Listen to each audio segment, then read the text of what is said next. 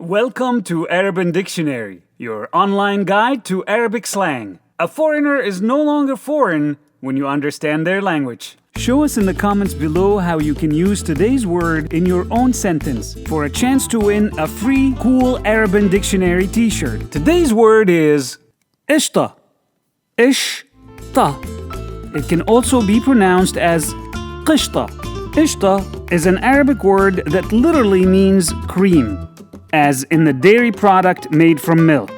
However, as a slang term, it can be used to mean okay, deal, that works, thumbs up, or I'm in.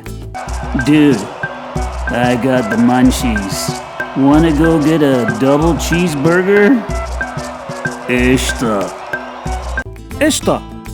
Please like, subscribe, and share. Tell us in the comments if there are words you'd like us to feature next. Want to have a cool t-shirt with today's word and help a refugee? Today's word is available on t-shirts, mugs, and other cool products, and part of the proceeds will be donated to refugee assistance charities.